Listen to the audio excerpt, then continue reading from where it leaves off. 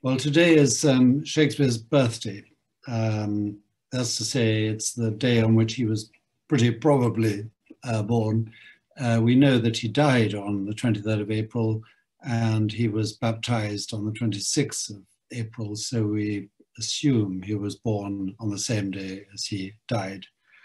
Apart from that, we know very, very little about the life of Shakespeare, which I think is a great, good thing, because it means we focus on the work and not on any attempt to find new details about his life. But nevertheless, we know, roughly speaking, that his plays were being performed between about 1594 and 1613. And I'm going to read a selection from the plays of favorite monologues, Professor Zabawa and myself. But I'm going to read at the beginning two sonnets. Shakespeare wrote, or left behind anyway, 154 sonnets. They were printed in 1609. There's still dispute about whether they were printed with his permission, but I think most people assume there was some kind of consent on his part. And they're all just wonderful poems.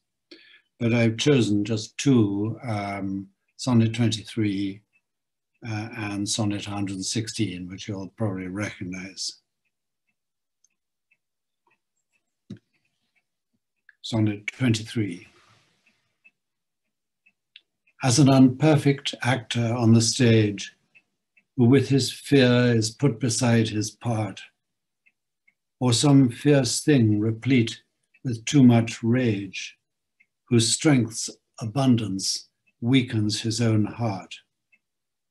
So I, for fear of trust, forget to say the perfect ceremony of love's rite, and in mine own love's strength seem to decay, or charged with burden of mine own love's might.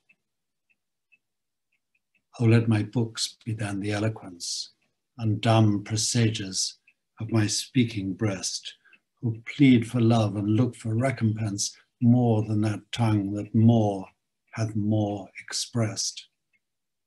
Oh, learn to read what silent love hath writ. To hear with eyes belongs to love's fine wit.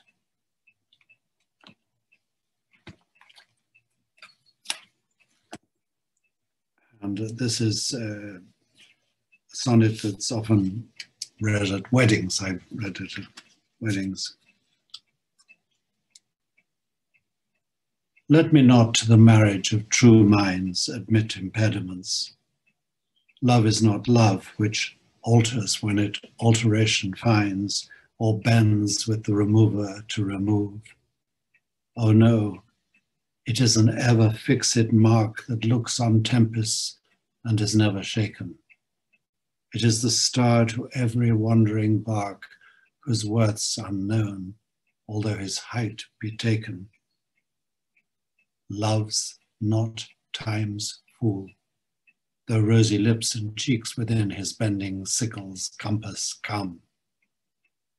Love alters not with his brief hours and weeks, but bears it out even to the edge of doom. If this be error, and upon me proved, I never writ, nor no man ever loved.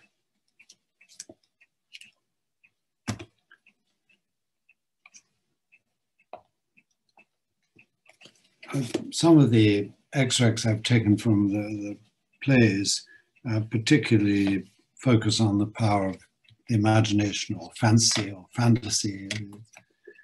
And this is a speech, a wonderful speech from the end of Midsummer Night's Dream, after the play within the play, and after the all confusion in the forest, I should say, before the play within the play. And Hippolyta says to Theseus, "'Tis strange, my Theseus, that these lovers speak of." And he replies, "More strange than true. I never may believe these antique fables, nor these fairy toys. Lovers and madmen have such seething brains, such shaping fantasies, that apprehend more than cool reason ever comprehends. The lunatic, the lover, and the poet are of imagination all compact. One sees more devils than vast hell can hold. That is the madman. The lover, all as frantic, sees Helen's beauty in a brow of Egypt. The poet's eye in a fine frenzy rolling doth glance from heaven to earth, from earth to heaven, and as imagination bodies forth the forms of things unknown, the poet's pen turns them to shapes and gives to airy nothing a local habitation and a name. Such tricks hath strong imagination, that if it would but apprehend some joy, it comprehends some bringer of that joy, or in the night imagining some fear, how easy is a bush supposed a bear. Hippolyta says, but all the story of the night told over, and all their minds transfigured so together, more witnesseth than fancy's images, and grows to something of great constancy, but howsoever strange and admirable.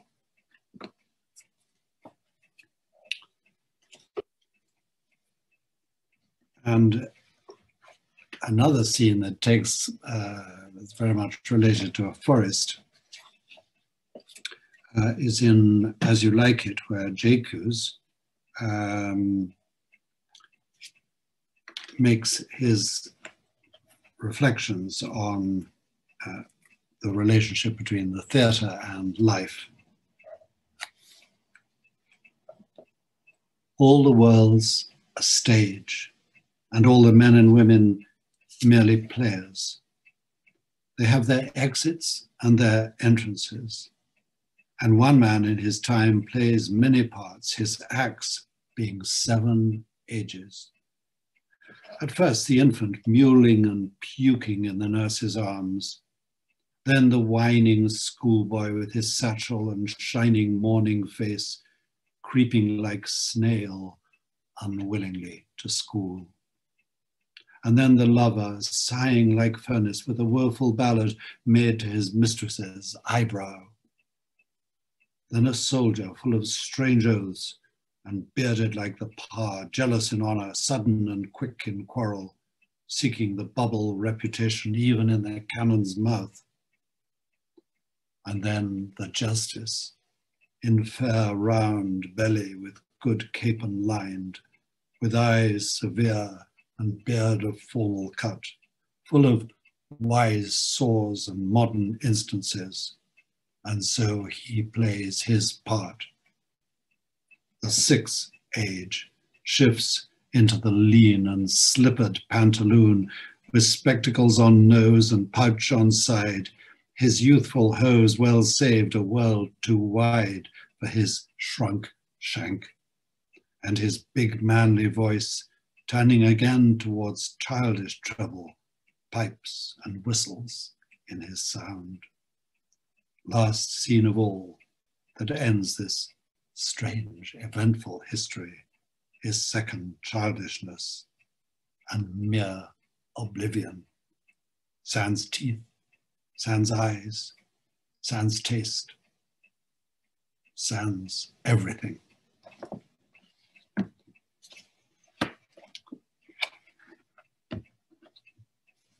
And then a scene from one of the great tragedies, Othello.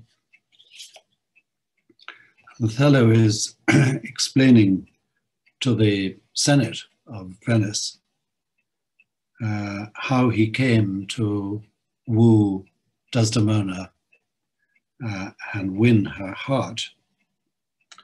And this is the speech in which he describes that. And one of the great joys of Shakespeare is his ability to weave into metrical line, the iambic pentameter, the language of ordinary life. Her father loved me, oft invited me, still questioned me the story of my life from year to year, the battles, sieges, fortunes that I have passed. I ran it through even from my boyish days to the very moment that he bade me tell it, wherein I spake of most disastrous chances, of moving accidents by flood and field, of hairbreadth scapes in the imminent deadly breach, of being taken by the insolent foe and sold to slavery, of my redemption thence and portents in my traveller's history, wherein of antres vast and deserts idle, rough quarries, rocks and hills whose heads touch heaven, it was my hint to speak. Such was my process. And of the cannibals that each other eat, the anthropophagi, and men whose heads do grow beneath their shoulders. This to hear would Desdemona seriously incline, but still the house affairs would draw her thence, whichever she could with haste dispatch, she'd come again and with a greedy ear devour up my discourse, which I, observing, took once a pliant hour and found good means to draw from her a prayer of earnest heart that I would all my pilgrimage dilate, whereof by parcels she had something heard, but not intentively. I did consent, and often did beguile her of her tears when I did speak of some distressful stroke that my youth suffered. My story being done, she gave me for my pains a world of sighs. She swore in faith, 'twas strange, 'twas passing strange, 'twas pitiful, 'twas wondrous pitiful. She wished she had not heard it yet, she wished that heaven had made her such a man. She thanked me and bade me, if I had a friend that loved her, I should but teach him how to tell my story, and that would woo her. Upon this hint I spake. She loved me for the dangers I had passed, and I loved her that she did pity them. It's one of the great passages. I'm just going to look at more later.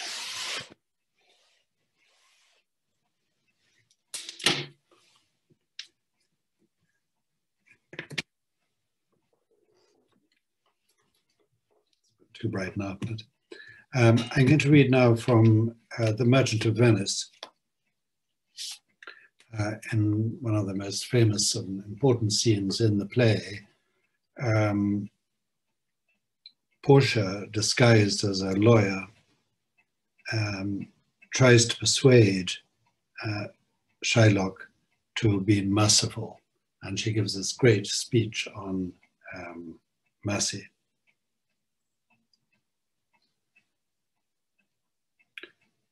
The quality of mercy is not strained. It droppeth as the gentle rain from heaven upon the place beneath. It is twice blessed. It blesseth him that gives and him that takes. It is mightiest in the mightiest. It becomes a throned monarch better than his crown. His scepter shows the force of temporal power, the attribute to awe and majesty, wherein doth sit the dread and fear of kings. But mercy is above this sceptred sway. It is enthroned in the heart of kings. It is an attribute to God himself, and earthly power doth then show likest gods when mercy seasons justice. Therefore, Jew, though justice be thy plea, consider this, that in the course of justice none of us should see salvation. We do pray for mercy, and that same prayer doth teach us all to render the deeds of mercy.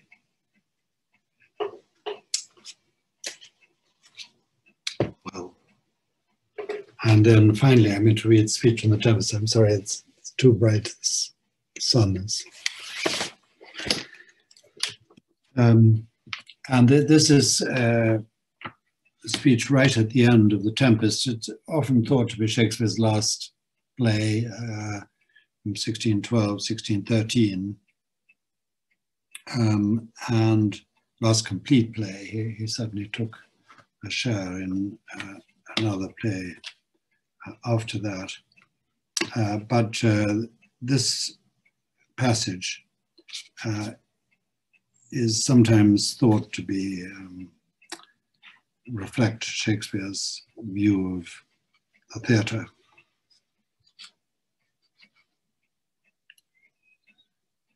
You do look, my son, in a moved sort, as if you were dismayed. Be cheerful, sir, our revels now are ended. These our actors, as I foretold you, were all spirits and are melted into air, into thin air. And like the baseless fabric of this vision, the cloud-capped towers, the gorgeous palaces, the solemn temples, the great globe itself, yea, all which it inherit, shall dissolve, and like this insubstantial pageant faded, leave not a rack behind. We are such stuff as dreams are made on, and our little life is rounded with a sleep. This is a good point to end on. So I wish you a very happy Shakespearean birthday and many hours of enjoying Shakespeare. Thank you.